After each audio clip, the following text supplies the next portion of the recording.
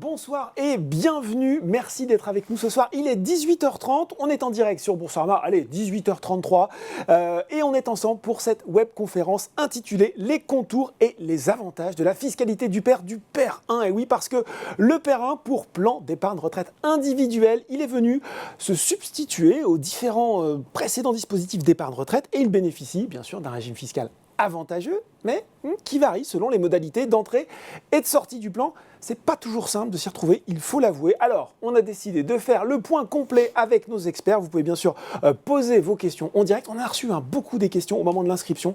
On en a déjà sélectionné quelques-unes auxquelles nous répondrons pendant la présentation. Et pour que vous soyez incollables, et oui, sur le sujet, au bout de ce moment d'échange, je suis entouré ce soir de Lucie Dupuis, juriste chez Société Générale Assurance. Bonsoir Lucie. Bonsoir Laurent. Et de Julien De Freitas, chef de produit placement chez Boursorama. Bonsoir Julien. Bonsoir Laurent. Alors, au programme, je disais, on va revenir sur ce qu'est le PER 1, son fonctionnement, sa déclinaison Made in Boursorama, dénommée Matelas. Je pense que vous le savez dorénavant. Et après, on décortiquera le régime fiscal du PER, pas à pas, avec des exemples concrets. Et je vous promets que si vous avez encore des doutes, ce sera beaucoup plus clair à l'issue de cette présentation. Et allez, sans tarder, on va poser les bases avec vous. Julien, rappelez-nous en quelques mots ce qu'est le PER 1.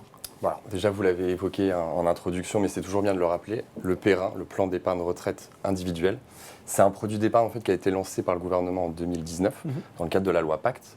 Une loi qui visait vraiment à dynamiser le marché de l'épargne retraite en France. Donc il y avait des grands objectifs au travers de ce lancement. Déjà simplifier les dispositifs existants en un dispositif, puisque je le rappelle que vous aviez un paysage de l'épargne retraite avec du PERP pour les particuliers, du Madelin pour les professionnels, PERCO, article 83 côté entreprise. Un deuxième objectif, permettre de regrouper l'ensemble de ces produits d'épargne retraite via des transferts. Je donne un exemple assez basique. Vous êtes salarié, vous avez... Oui, allez-y, Julien. Excusez-moi. Vous êtes salarié, vous avez fait plusieurs BAT dans votre carrière, vous avez accumulé sans doute plusieurs articles 83. Aujourd'hui, grâce au PER 1, vous pouvez les regrouper dans un seul dispositif de retraite. Voilà donc, si je puis dire, sur la philosophie du produit, comment tout cela fonctionne concrètement maintenant? Alors, si on rentre dans le fonctionnement du produit, bon, ça reste un produit d'épargne. À l'entrée ou en cours de vie, vous l'alimentez donc via des versements qui peuvent être ponctuels ou programmés.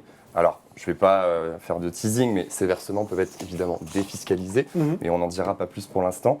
On parlait de regrouper ces contrats via des transferts, donc c'est aussi un moyen d'alimenter son contrat donc sur son PER 1. Donc ça, c'est au moment d'alimenter son contrat.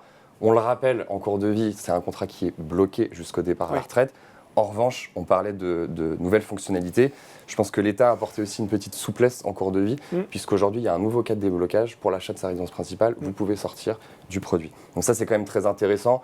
Et aussi, c'est un frein en moins à la souscription, je pense. Petite souplesse supplémentaire qui est très appréciable. Je rappelle évidemment que vous avez toujours les cas de force majeure, mais qu'on avait déjà dans les anciens produits, qu'on souhaite à personne évidemment, mais bon, en cas de gros pépin, il y a des motifs pour sortir du produit évidemment. C'est bloqué, mais il y a des options dans lesquelles on peut sortir. C'est ça. Ce qui est rassurant. Alors, et si on arrive enfin donc, à ce fameux départ à la retraite, donc évidemment, il y a la classique rente qu'on en retrouvait dans la majorité des dispositifs d'épargne retraite. Et là, il y a encore une nouveauté, la possibilité de sortir en capital à 100%. Alors, en une ou plusieurs fois, mais si vous le souhaitez, vous pouvez sortir à 100%, ce qui n'était pas le cas sur les anciens dispositifs, puisque vous aviez majoritairement de la rente, parfois du capital, mais de façon partielle. Donc on voit pas mal quand même de petites améliorations qui font de ce produit un compromis assez séduisant. Merci pour cette révision, Julien, ça nous a remis des idées en place chez Boursorama. On est bien sûr parti de cette base pour construire notre offre, mais en y ajoutant des ingrédients, j'ai envie de dire, typiques de Boursorama, à commencer bien sûr par l'accessibilité du produit, je le rappelle, qui s'appelle Matelas. Matelas, donc complètement à l'image de tout ce qu'on fait chez Boursorama, un produit évidemment avec l'adhésion 100% en ligne, très accessible avec des versements. On parlait d'alimenter son contrat tout à l'heure. À partir de 150 €, vous pouvez faire un versement. Si vous souhaitez faire des versements programmés à partir de 50 € par mois, c'est possible. C'était une question d'Arnaud. Ça, y a-t-il un minimum chaque mois à verser? C'est ça, c'est 50 €? Alors, je pense que la question d'Arnaud, c'est est-ce que je suis obligé de verser? Alors là, c'est pas le cas. Vous faites ce que vous voulez. Vous n'êtes pas obligé d'alimenter votre... Voilà, on vous encourage à le faire, puisque c'est un produit notamment pour défiscaliser chaque année, mais vous n'êtes pas obligé. C'est ce qui n'était pas le cas à l'époque du Madelin, par exemple, où il y avait une obligation de verser. Donc les minimums très bas, mais évidemment, vous n'êtes pas obligé De verser. C'était aussi la question de Mickaël. Est-ce ouais. qu'un versement tous les mois est obligatoire? Donc on voit que ce n'est pas le cas, donc on n'est pas contraint là-dessus. Pas du tout. Si on rentre un peu sous le capot de ce PER, et c'est une nouveauté, on va retrouver deux modes de gestion, comme sur par exemple eh bien, le contrat d'assurance vie Boursorama Vie. Exactement. Alors vous faites bien de le préciser parce que ça fait partie de l'actualité un petit peu brûlante du PER à matelas. Parce que le PER à matelas a 1 an. Il a été lancé avec une gestion pilotée en partenariat avec BlackRock. Et depuis 15 jours, on a lancé enfin, beaucoup très demandé, une gestion libre. Donc voilà, donc aujourd'hui on propose 2 modes de gestion. Donc si je reviens sur la gestion libre, bon, vous vous en doutez, hein, c'est une gestion où le client est autonome. Il fait lui-même ses allocations. Donc on lui met à disposition plus de 60 fonds de diverses classes d'actifs, des OPCVM, des fonds indiciels qu'on appelle des trackers, des fonds immobiliers comme de la SCI et bien sûr un fonds en euros. Ça c'est sur la gestion libre. Si on revient sur notre fameuse gestion pilotée, donc là à l'inverse, vous déléguez complètement la gestion de votre contrat à nos experts, donc là en l'occurrence BlackRock, et on vous propose 3 profils. Donc en fonction d'un questionnaire que vous aurez rempli à l'adhésion et de votre aversion au risque, vous aurez un profil prudent, équilibre, dynamique. Donc ça c'est le concept un petit peu classique de la gestion pilotée qu'on peut retrouver dans les contrats d'assurance vie. Mais il y a un plus dans ce PER à matelas, c'est une gestion pilotée à horizon. Donc je vais m'expliquer. Il va falloir nous dire ce que c'est forcément. Très simplement. En fait, c'est juste que peu importe votre profil, donc que vous soyez prudent, équilibre, dynamique, plus vous vous rapprochez de la retraite, plus on va essayer de sécuriser votre épargne. Voilà. Ce qui est assez logique, parce que quand on a l'échange de son produit, on n'a pas envie de prendre trop de risques. Donc c'est le petit plus par rapport à la gestion pilotée qu'on connaît dans les contrats d'assurance vie. Donc c'est propre au PER et propre à matelas. Alors vous l'avez un peu évoqué, Julien, on a eu beaucoup de questions au moment de l'inscription, dont celle de Karine. Peut-on avoir plusieurs PER et quid des fonds sur lesquels l'argent est placé?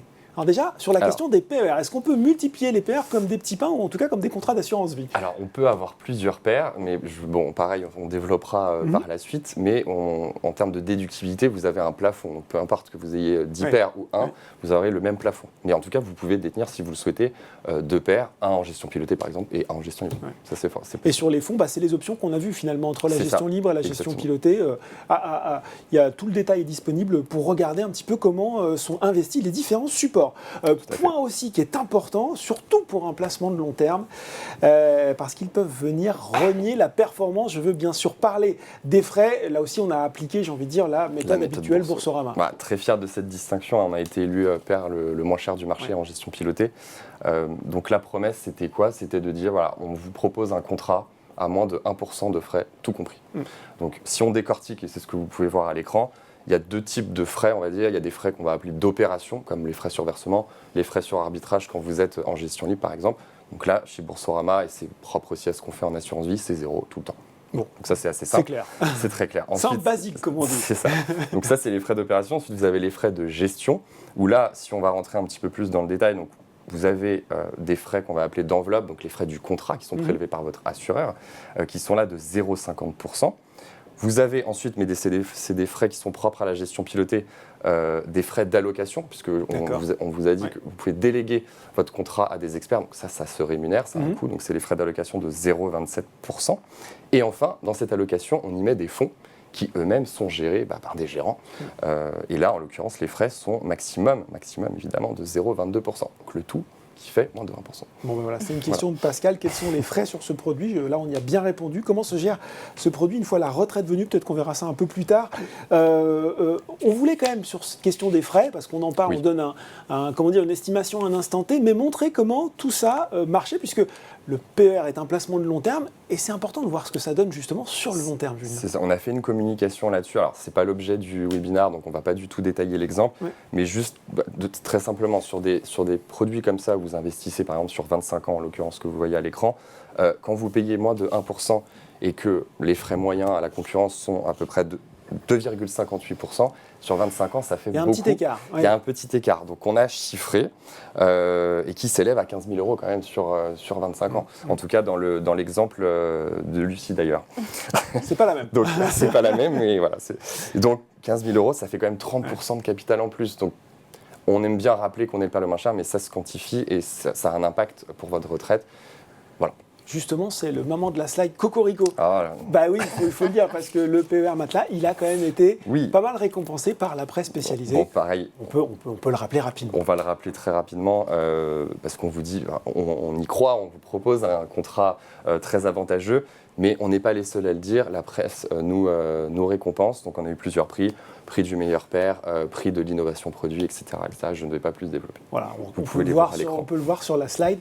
Il y a une question de Sandrine qui est tombée en direct. Est-ce qu'on peut ouvrir un pair 1 à un mineur ? Alors non, alors on pourrait, je ne sais pas si tu voudras compléter, mais en tout cas chez Boursorama on ne le fait pas encore. D'accord, ok. Ça a été plutôt un parti pris qu'on a fait quand on a lancé le produit. Je ne sais pas si on le fera plus tard, mais en tout cas pour l'instant ce n'est pas possible chez Boursorama. Pour l'instant, Sandrine, c'est non. Alors voilà donc pour cette présentation du PER et de Matelas. Je me tourne maintenant vers vous, Lucie. Ça y est, on va rentrer dans le vif du sujet, si je puis dire. Passer au crible, cette fiscalité du PER. Ça fait souvent peur, la fiscalité, c'est vrai. Il n'y a pas de raison. On va y aller étape par étape. On va commencer par la fiscalité à l'entrée quand on souscrit le produit. Oui, en fait, c'est vrai, il n'y a pas de raison d'avoir peur de cette fiscalité. On va déterminer l'ensemble des éléments qui vont nous permettre de calculer cet avantage et on va se servir d'un exemple. Donc, c'est une personne, on va l'appeler Caroline. D'accord. Et on va considérer que Caroline gagne 55 000 €. Et on va voir au fur et à mesure comment déterminer son avantage fiscal. Bon, alors c'est la première slide, je crois, avec Caroline. Et là, tout de suite, se pose un choix très, très important. Peut-être qu'il faut insister là-dessus parce que ce choix, je crois qu'il est définitif, hein, Lucie. Voilà, pour bénéficier d'un avantage fiscal, il faut réaliser un versement. Ça semble couler de source, mais bon, voilà. Et quand vous réalisez votre versement, vous allez devoir choisir de déduire ce versement. Ouais. Parce que nouveauté On peut du le voir, PER, c'est la slide suivante, hein, si on peut la voir à l'écran. Exactement. Voilà, merci. Voilà. Quand on nouveauté du PER, on peut choisir de ne pas déduire le versement qu'on va réaliser, ce qui aura une influence sur la fiscalité à la sortie. Il y avait une question de Laurence qui nous dit: peut-on obtenir un avantage financier quand on n'est pas imposable ?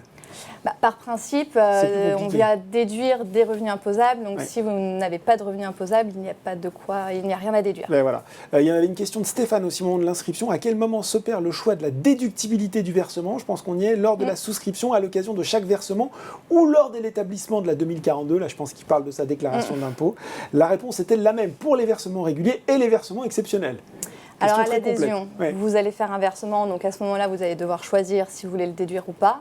En cours de vie du contrat, si vous réalisez d'autres versements, à nouveau, vous allez devoir choisir. En fait, pour chaque versement réalisé, vous devez faire ce choix. Et si vous mettez en place des versements programmés, dans ce cas-là, le choix sera réalisé au moment de la mise en place de ces versements programmés. Bon, très clair. Et comme vous le disiez, c'est très important, le choix il est définitif, Oui. on ne peut pas revenir dessus. Oui, c'est Comme ça. ça conditionne la fiscalité à la sortie. Nous, derrière, on en parlera peut-être plus tard, mais on fait des déclarations à l'administration fiscale et donc en cours d'année, on ne peut pas changer. Donc on va pas trop vite, hein. On prend le temps de vraiment se poser 5 minutes, histoire de bien faire ce choix et de ne pas savoir y revenir, puisqu'on ne peut pas. Lucie, c'est là qu'on rentre un petit peu dans la technique. Il va falloir désormais s'intéresser à sa TMI, tranche marginale d'imposition. C'est d'ailleurs une question de saute. Le calcul de la tranche marginale d'imposition est-il bien le suivant? Revenu imposable, nombre de parts. Allez, on veut tout savoir sur la TMI et l'impact qu'elle a sur le PER. Alors, je répondrai juste après à la question de SALT. Comme ça, on va déjà bien redéfinir l'ensemble de ces termes. Donc, la tranche marginale d'imposition, ça va être la tranche la plus élevée que vont atteindre les revenus imposables. Donc, d'abord, il faut bien définir les revenus imposables. Donc, c'est l'ensemble des revenus gains, bénéfices, etc. que vous pouvez percevoir, déduction faite des éventuels abattements. Donc on va prendre l'exemple des revenus professionnels. Les revenus professionnels, on déduit les frais professionnels, donc soit 10%, soit vous appliquez les frais réels. Nous, dans notre exemple, on va considérer que la personne a appliqué les 10%. D'accord. Donc on va reprendre l'exemple de Caroline. Donc Caroline, elle gagne 55 000 €, c'est ce qu'on a dit tout à l'heure. Donc on déduit 10%. Donc Caroline, elle va gagner, ses revenus imposables, ils vont être de 49 500 €. Donc là, on a qui s'affiche à l'écran les différentes tranches qui vont s'appliquer sur les revenus perçus en 2022. Donc je précise que c'est les tranches qui sont aujourd'hui dans le projet de loi de finances, donc elles ne sont pas encore définitives. Ça peut évoluer. Ça peut un petit peu évoluer. Et donc 49 500 €, on voit que c'est dans la troisième tranche, donc la tranche à 30%. Donc la tranche marginale d'imposition de Caroline est de 30%. Si elle avait été plus élevée, par exemple, si Caroline avait gagné 100 000 €, dans ce cas-là, sa tranche marginale d'imposition, elle aurait été de 41%. Bon. Et donc maintenant, pour répondre à SALT, parce que là, Caroline, on va considérer qu'elle est célibataire et que dans son foyer fiscal, elle est toute seule. Mais si vous êtes plusieurs membres au sein d'un foyer fiscal, vous accumulez l'ensemble des revenus imposables de l'ensemble de ces membres et vous divisez par le nombre de parts. Bon. Et ensuite, vous essayez de vous situer au sein de ce tableau. Très clair. Alors bien sûr, cet avantage fiscal, on se dit chouette, c'est quand même pas mal, sauf que bien sûr, et il ne faut pas abuser des bonnes choses, il est plafonné cet avantage. Comment là aussi ça marche exactement cette histoire de plafond? Alors, des plafonds, on a 2 plafonds qui s'appliquent, donc selon la qualité de l'adhérent. Donc, vous avez un plafond pour les travailleurs non salariés et un plafond pour les salariés. Donc là, c'est là où ça commence à devenir un tout petit peu complexe. Donc, j'espère que je vais perdre. On va prendre du temps de mettre sa slide en plein écran. On va prendre le temps qu'il faut, Lucie, pour tout bien détailler. Et donc, on va commencer par le plafond donc, qui s'applique aux salariés. Donc, imaginons, donc, on considère verser au cours d'une année N. Là, ça va être le principe. Donc, le plafond, il va être de 10% des revenus professionnels que vous aurez perçus l'année N-1. D'accord. Tout ça dans la limite de 8 PAS, donc PAS pour plafond annuel de la sécurité sociale, de l'année N-1. Et pour peu que vos revenus professionnels soient inférieurs à un PAS, il y a quand même un plafond minimum qui sera égal à 10% du PAS N-1. Donc maintenant, pour essayer de contextualiser... Oui, parce que là, on a déjà une migraine qui arrive un petit peu. Donc pour les versements qui auraient été réalisés en 2022, donc pour les salariés, donc ça va être 10% des revenus qu'ils auront perçus en 2021, avec un minimum pour peu que 10% des revenus professionnels en 2021 soit inférieur. Donc le minimum, ça sera un plafond de 4 113 € et avec un maximum de 32 908 €. Bon, on prend bien le temps de regarder la slide. Oui.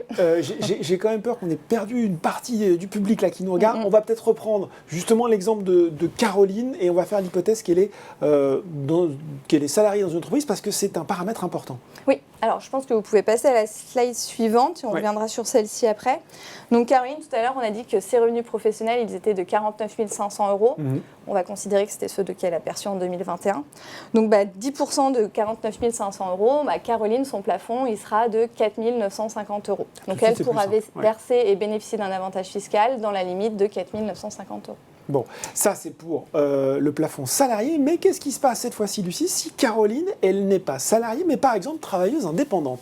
Alors, ça change un peu la donne. Ça change un peu la donne, donc je ne sais pas si vous voulez qu'on mette le principe de base, mais je pense que ça va peut-être perdre un peu les téléspectateurs, mais Caroline, si elle est travailleuse non salariée, donc ici le plafond, il y a un plafond supplémentaire qui s'additionne, donc il est plus élevé que pour les salariés.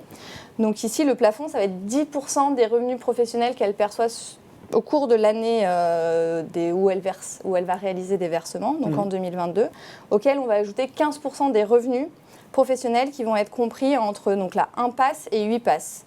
De l'année 2022. Donc là, un PAS, c'est 41 136 € et 8 PAS, c'est 329 088 €.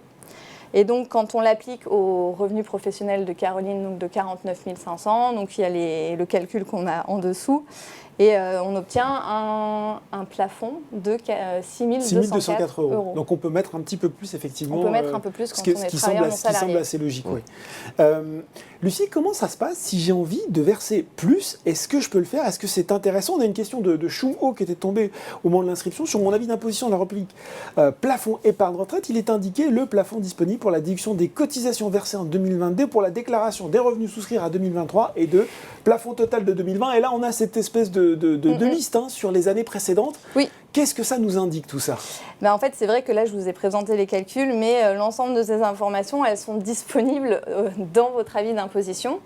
Donc là, je vois que la question, donc la personne nous demandait à quoi correspondait la dernière ligne, plafond pour les cotisations versées en 2022. Et bien, ça correspond finalement au plafond qu'on va pouvoir utiliser sur les versements réalisés en 2022.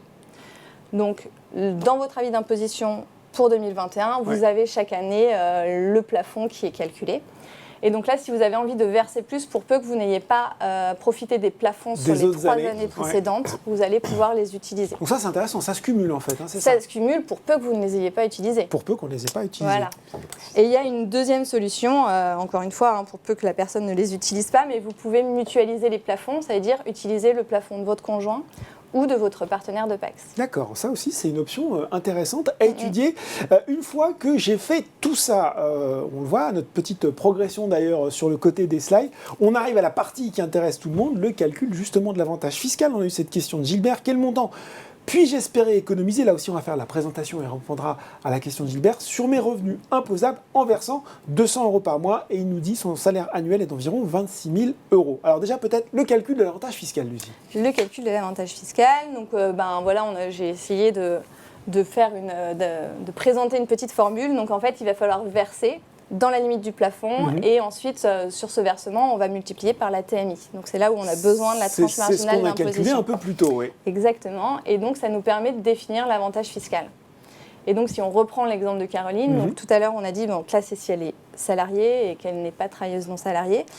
Son plafond était de 4 950 € et sa TMI était de 30%. Donc là on a un tableau, voilà, si elle verse 1 500 €, elle va pouvoir économiser 450 €, etc. etc. Oui. Et on a aussi mis un exemple où elle va utiliser les plafonds des années précédentes. Bon, et si on répond à la question de Gilbert, alors qu'il nous demandait avec ses revenus imposables, 200 € par mois et un salaire d'environ 26 000 €. Alors 26 000 €, je ne sais pas si vous vous souvenez, mais je pense que dans les tranches d'imposition, on était dans une TMI à 11%. Oui, à peu près. Donc sur des versements de 200 €, il va falloir multiplier 200 € par 11%. Faut qu'il fasse le calcul. Alors je l'ai fait. Ah, vous l'avez fait, super. Et donc par mois, il va gagner 22 €. D'accord. Et donc par an, il va gagner 264 €. Bon, ben voilà, super. Voilà. Gilbert, question répondue dans le moindre détail. Alors là, c'était pour la partie fiscalité à l'entrée. Mais maintenant, voilà, on arrive à la retraite. Il va y avoir aussi une fiscalité à la sortie. Peut-être justement, avant de rentrer dans le détail, il faut faire un rappel important là aussi, qui va justement expliquer, déterminer comment se décompose cette fiscalité. C'est l'alimentation des différents compartiments du PER. Là aussi, il va falloir vraiment nous éduquer sur le sujet, Lucie. En fait, c'est vraiment une nouveauté du PER, oui. c'est d'appliquer une fiscalité différente à la sortie selon l'origine des versements. Alors, comme l'a dit Julien, le PER1, il peut être alimenté directement par des versements ou par des transferts. Le PER1, directement, on va pouvoir alimenter. Bon, on a dû créer des compartiments pour vraiment essayer d'isoler les sommes. Bien sûr. Mais donc, directement, on va pouvoir faire des versements volontaires déductibles ou des versements volontaires non déductibles. A l'inverse, par transfert, c'est là qu'on va vraiment pouvoir alimenter chacun des compartiments du PER1. Et donc là, je rappelle les différents produits qui peuvent être transférés au sein du PER1 et quels sont les compartiments qui vont être alimentés. Par exemple, si vous transférez votre PERP, les sommes qui sont présentes sur votre PERP vont intégrer, en cas de transfert, le compartiment des versements volontaires déductibles. Parce que sur ce produit, les sommes étaient déductibles. D'accord. Et on voit effectivement qu'à chaque cas correspond un type particulier de transfert.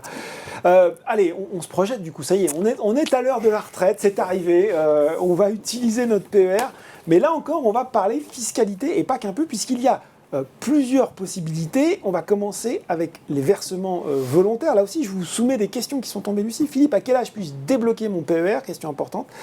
Et Thierry qui nous demande, peut-on clôturer son PER plusieurs années, ça c'est une question maligne, 2 ou 3 après son départ en retraite, quand le taux d'imposition est plus bas? Malin. Alors, on peut débloquer son PER à partir de 62 ans. D'accord. Aujourd'hui, c'est en tout cas la réglementation à date. Sauf si vous liquidez votre régime de retraite, votre retraite dans un régime de base. Dans cette hypothèse, vous pouvez sortir avant 62 ans pour peu que vous la liquidiez avant l'âge de 62 ans. D'accord. Voilà. Et la seconde question, est-ce qu'on peut attendre un peu pour le clôturer? Oui. Parce que quand on est en retraite, on sait généralement notre niveau de vie baisse, on est un petit peu moins imposé, donc ça peut être intéressant. Si on peut, bien sûr, attendre, c'est possible. Il y a un âge minimum, mais après, voilà, c'est au choix des clients, des adhérents, et ils débloquent leur PER quand ils le souhaitent. Bon, merci pour la réponse à ces deux questions. Du coup, la fiscalité à la sortie, déjà peut-être pour les versements volontaires, c'est ça? Alors pour les versements volontaires, donc on va commencer par les versements volontaires déductibles. Donc on voit qu'on a eu un avantage à l'entrée, donc à la sortie, la fiscalité va être un peu plus lourde que pour les versements non déductibles. Donc si vous faites le choix pour une sortie en rente, dans cette hypothèse, l'intégralité de la rente sera soumise à l'impôt sur le revenu, avec un abattement de 10%, et seulement une partie de cette rente sera soumise aux prélèvements sociaux. Et là, c'est compliqué quand même. Donc si on va prendre une base de 100, de 100 €, donc sera soumise à impôt sur le revenu 90 € puisque la rente c'est 100, on va prendre 90% de cette rente, 90 €. Et les prélèvements sociaux, donc là c'est une règle qui est un peu plus compliquée. On ne va soumettre aux prélèvements sociaux qu'une partie de la rente et cette partie sera déterminée selon l'âge qu'aura l'adhérent au moment de la liquidation de son produit. D'accord. Donc si vous décidez de sortir en rente à l'âge de 70 ans, il n'y aura que 30% de la rente qui sera soumise aux prélèvements sociaux. D'accord. Si vous sortez à 60 ans, ce sera uniquement 40% de cette rente. Donc tout ça c'est prévu par les textes, voilà, c'est pas au choix de l'assureur.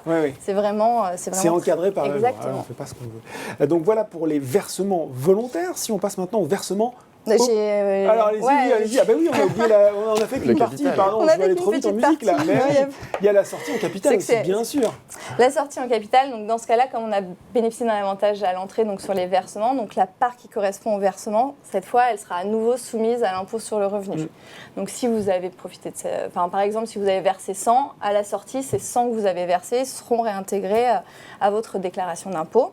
Et les éventuels intérêts seront soumis au prélèvement forfaitaire unique au taux de 30%. D'accord. Ou si c'est plus avantageux pour vous, vous pouvez soumettre à l'impôt sur le revenu et aux prélèvements sociaux. Bon, là on a le droit quand même de se dire, Lucie, que c'est pas simple quand même. Non, c'est pas très simple, je comprends. Et là maintenant, en plus, il y a les versements volontaires non déductibles. Donc je vais peut-être encore plus perdre les gens. Mais si vous sortez en rente, dans cette hypothèse, donc c'est à nouveau la même règle que pour les prélèvements sociaux, pour les versements volontaires déductibles. Donc il y aura uniquement une partie de la rente qui sera cette fois soumise à l'impôt sur le revenu et aux prélèvements sociaux, avec toujours la même règle. D'accord. Et là, si vous sortez en capital, comme les versements, ils n'avaient pas bénéficié d'une déductibilité, donc ces versements, ils ne seront pas soumis à l'impôt sur le revenu ni aux prélèvements sociaux, et seuls les intérêts seront soumis au prélèvement forfaitaire unique au taux de 30%. Question moi, que je me pose spontanément quand même, c'est quelque chose que je regarde déjà maintenant ou je me dis ça c'est un problème dont je m'occuperai quand je débloquerai mon PER, ou c'est déjà quelque chose que je dois avoir à l'esprit au moment où je souscris, Lucie? Comme ça, je pense que non, quand on souscrit, après ça dépend peut-être l'âge que vous avez, et plus vous vous rapprochez de la retraite, plus vous avez en tête la fiscalité qui vous sera appliquée quand vous serez à la retraite. Mais c'est vrai que quand vous avez, je ne sais pas, si vous souscrivez un PER à 30 ans, c'est difficile d'imaginer on est comment on va encore sortir. beaucoup sur des hypothèses un petit peu de fiction, on peut le dire. Peut-être que le PER n'existera plus. Enfin voilà, c'est vrai que dans 30 ans, on ne sait pas quelle sauce on sera mangé. Après, il faut bien avoir en tête que quand on fait un versement volontaire, du coup déductible, il y aura une fiscalité, en l'occurrence, qui sera un peu plus lourde quand on fait un versement volontaire non déductible. Ça, c'est peut-être ça qu'on doit avoir en tête au moment de verser.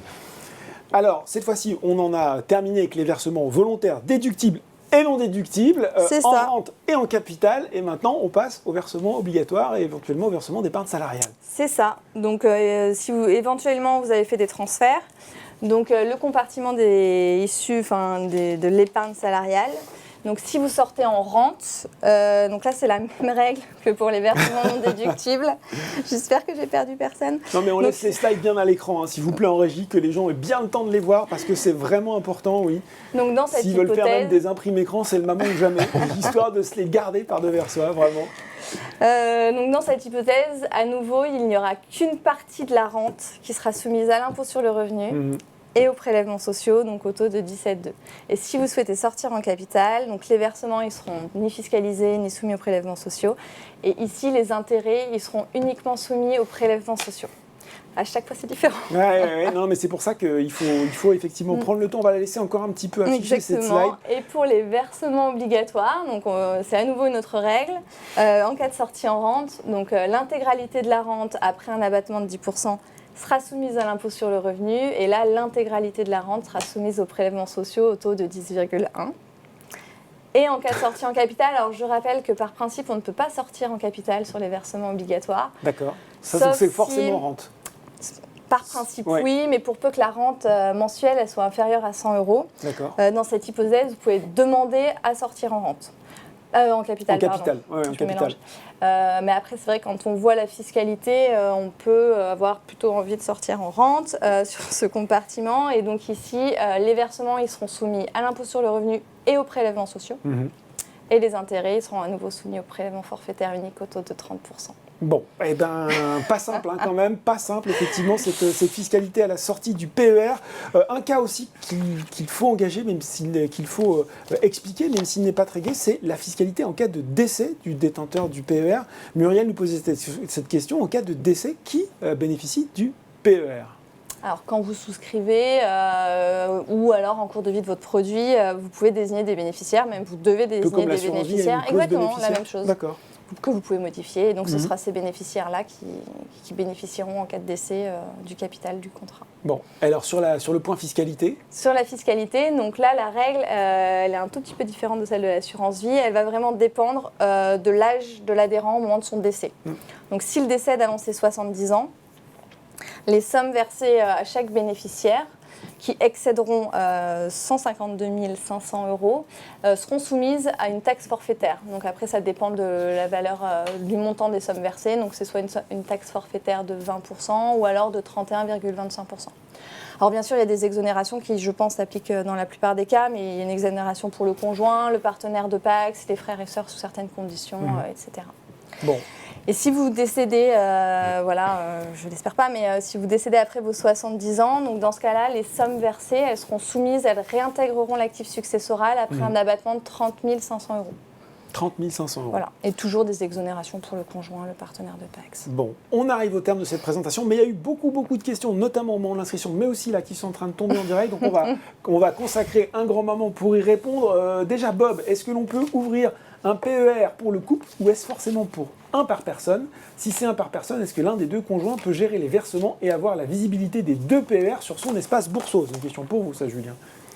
Alors, vous pouvez ouvrir, c'est individuel, vous ouvrez votre PER de façon individuelle. Donc on n'ouvre pas un PER joint? Non. Non, un PER joint, c'est pas possible. Non. Bon, voilà, donc là-dessus, chacun son PER.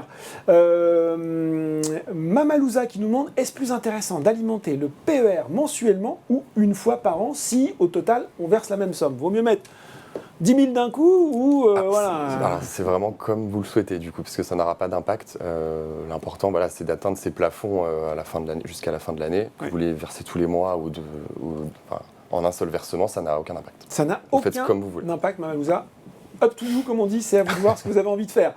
Eric qui nous pose une question qui a été beaucoup posée. Peut-on transférer un PER possédé dans un autre établissement bancaire? Est-ce que c'est transférable, les PER? Bien sûr, Eric, il peut le faire et on l'encourage à le faire chez Boursorama. S'il n'est pas chez nous, oui, rejoignez-nous. Mais évidemment, il peut le faire. On parlait beaucoup d'anciens dispositifs transférables, mais si vous avez ouvert un PER chez un confrère, vous pouvez également le transférer. Vous pouvez aussi le transférer. Alors, on a dit pas de PER pour les mineurs, je vous ai bien écouté, Julien, mais Steph du Sud nous dit, est-ce que c'est possible d'ouvrir un PER matelas à un enfant majeur rattaché au foyer fiscal des parents? Oh, la colle. Je vais me tourner vers... Oui, bien sûr. Ouais, donc ça, c'est possible. Là, on a un peu répondu, Didier, mais je vais quand même prendre la question. Faut-il ouvrir plusieurs PER ou compléter le même? On a un peu répondu, c'est-à-dire que c'est possible, mais finalement, l'avantage fiscal, il reste toujours le même.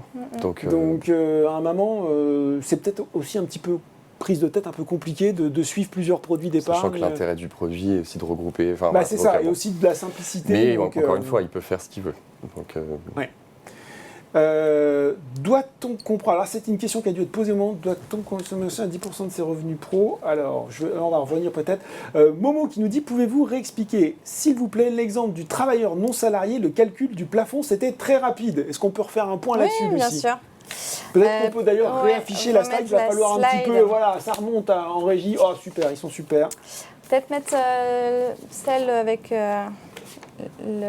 le calcul, comme vous voulez, parce qu'il y a le principe... Celui d'avant du coup. Ou alors vous voulez qu'on remonte celui-là, exactement. Super. Donc pour un travailleur non salarié, donc si vous considérez encore une fois versé au cours d'une année N, donc le plafond il va être égal à 10% des bénéfices et ou revenus professionnels perçus cette année N, dans la limite de 8 passes donc de l'année N, auquel on ajoute 15% du revenu compris entre 1 pass et 8 passes de l'année N. Donc en dessous, on voit donc pour les versements de 2022, donc on essaye d'expliquer un peu plus. Donc si vous réalisez des versements en 2022, le plafond il sera égal à 10% des revenus professionnels perçus en 2022 auquel on ajoute 15% des revenus professionnels perçus en 2022 qui sont compris entre 41 136 €, donc un pass, et 329 088 €, ce qui est égal à 8 passes. Et il y avait cette question justement, j'ai récupéré de P, doit-on comprendre qu'un salarié, alors c'était pour le salarié, peut déduire 4 113 €, même si ce montant est supérieur à 10% de ses revenus professionnels? Oui. Oui. C'est un minimum. C'est possible. Ok. Alors, question de Christophe, on a parlé du report des plafonds non utilisés. Pendant combien d'années ce plafond non utilisé se reporte-t-il d'une année sur l'autre? On a le droit de jouer combien d'années? C'est les 3 années précédentes. 3 années Donc, précédentes. il y a le plafond de l'année en cours et les 3 précédentes. Question de Mathieu, je pense que là, beaucoup de gens se la posent. Avez-vous un simulateur pour savoir ce qui est plus avantageux c'est entre la sortie en capital ou en rente? Alors, on a un simulateur il faudrait qu'il soit encore complété, mais on a un premier niveau de simulateur sur la page produit Matelas. Ouais. Donc sur la page produit Matelas, on peut s'amuser à regarder si effectivement le produit est plus intéressant en capital ou en rente. Zan 100 qui nous dit encore une question sur l'imposition à l'entrée. S'il vous plaît, si je verse plus que le maximum déductible, est-ce que je peux déduire l'excès de versement de mes revenus imposables dans les années à venir? Ah, il veut un crédit d'impôt.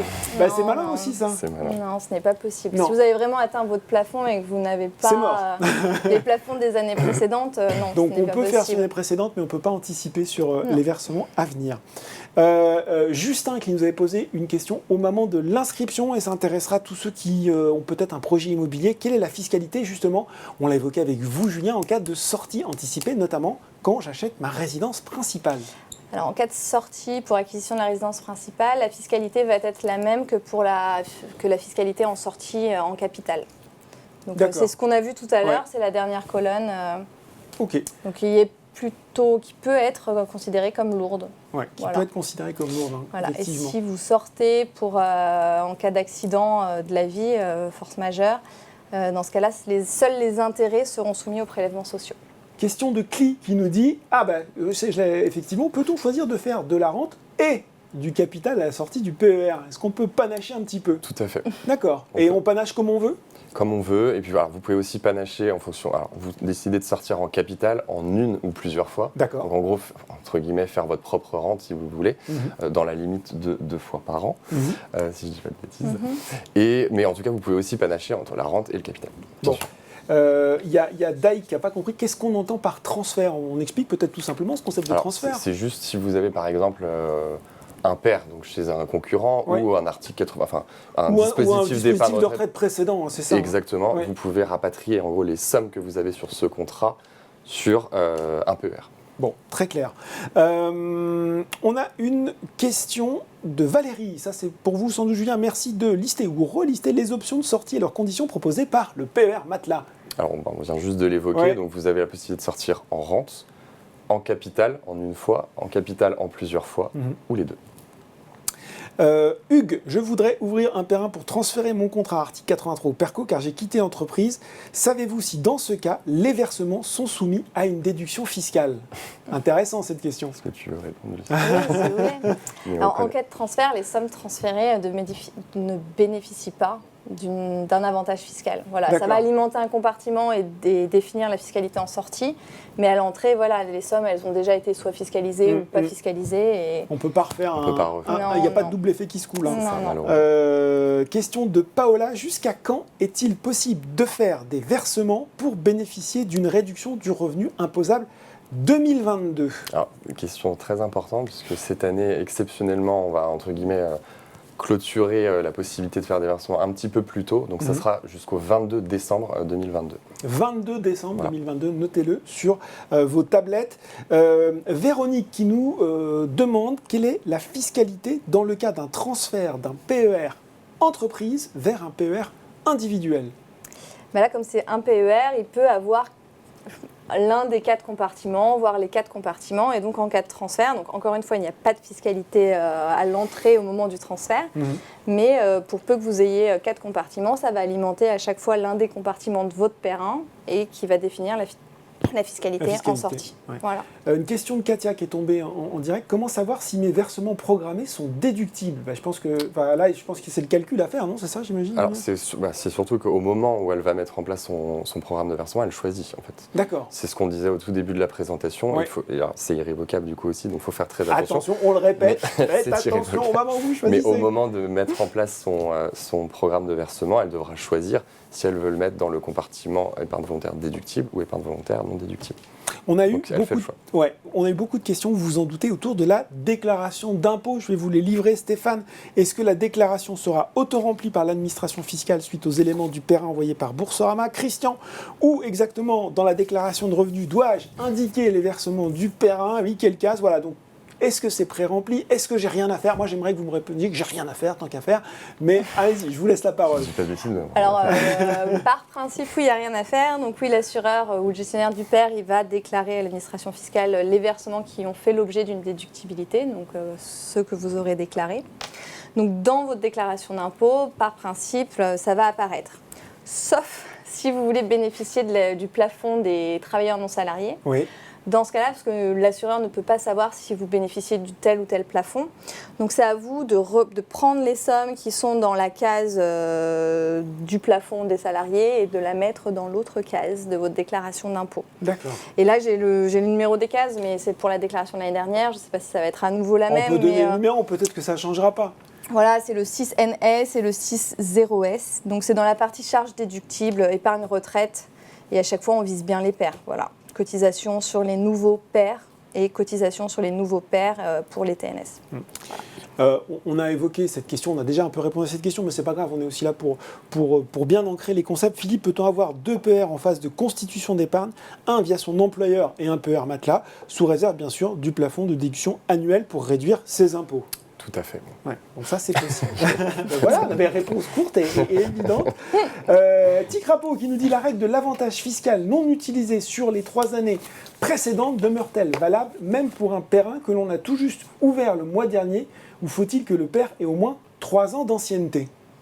Non, c'est vraiment lié à la personne et non pas à la détention d'un produit. Donc c'est-à-dire que là, si j'ouvre mon PER, je peux avoir voilà, tout ce que j'ai pas versé et en profiter tout de suite. Ça, c'est une question intéressante. Hein.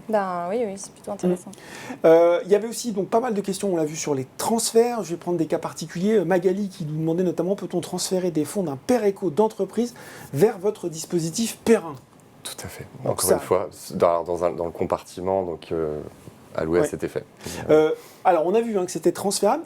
Aurélien nous demande dans quelles conditions on fait ce transfert. Comment ça marche concrètement, Julien? Quand on veut transférer un PR de sa banque vers une autre, vers Boursorama. Non, ça fait déjà quelques mois. On a mis un parcours en ligne pour justement faire ces transferts. Donc, on appelle Mobilité Épargne Retraite, que vous trouverez dans la rubrique Service du donc, de notre espace client, c'est ça? Exactement. Donc, on va dans Service, on arrive sur cette page de mobilité et on peut... Exactement. Et alors, vous êtes c'est assez pédagogique, donc vous n'aurez pas de mal à... Tout est expliqué, en tout cas, pour que vous puissiez faire votre transfert de façon très simple et rapide. Bon. Kevin qui nous dit: peut-on ouvrir un PER après l'âge de départ en retraite? Déjà, est-ce que c'est techniquement possible? Après, on verra si c'est intéressant. Là, par principe, vous n'avez pas. Il n'est pas conseillé de souscrire un produit quand on est déjà à la retraite. Oui, je pense que ça, c'est évident. Fadoua qui s'inquiète, même si on a répondu: est-ce que les montants déductibles sont transmis automatiquement au service des impôts ou doit-on les déclarer nous-mêmes? On la rassure. Oui. Donc oui, c'est transmis automatiquement. Ça n'empêche pas de vérifier d'ailleurs.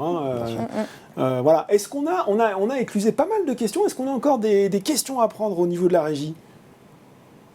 Qu'est-ce qu'on me dit à l'oreillette? Alors, on a quasiment épuisé les questions. Bravo, vous avez été très très fort ce soir.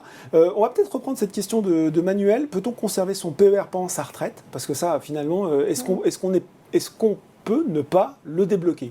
Là aussi, on peut se poser l'opportunité, mais on peut le faire en tout cas. Oui, il y a un âge minimum, mais après, c'est au choix de... Après, on a vu que la fiscalité en cas de décès était un peu lourde. Oui. c'est plus avantageux. Moi, ce que je retiens de tout ça, c'est autant utiliser le produit de la façon dont il est conçu. Voilà. Exactement. C'est-à-dire qu'il y a des choses qu'on peut faire, mais elles sont peut-être pas optimum. C'était important de répondre aux questions ce soir, mais a priori, voilà, le PER, ça reste le produit pour préparer sa retraite, et mieux vaut l'utiliser comme il est conçu. Voilà, merci beaucoup d'avoir répondu à toutes ces questions. J'espère qu'on a traité l'essentiel des sujets sur ce domaine complexe. On l'a vu quand même, vous, avec Lucie, de la fiscalité. Merci à vous deux. Merci Laurent. Et je le rappelle, si vous n'avez pas pu tout voir ce soir, eh bien, le replay sera disponible dans quelques jours sur le site Boursorama. Et puis, restez encore avec nous quelques instants après le générique de fin, le temps de remplir un court questionnaire de satisfaction. Merci beaucoup, très bonne soirée et à bientôt.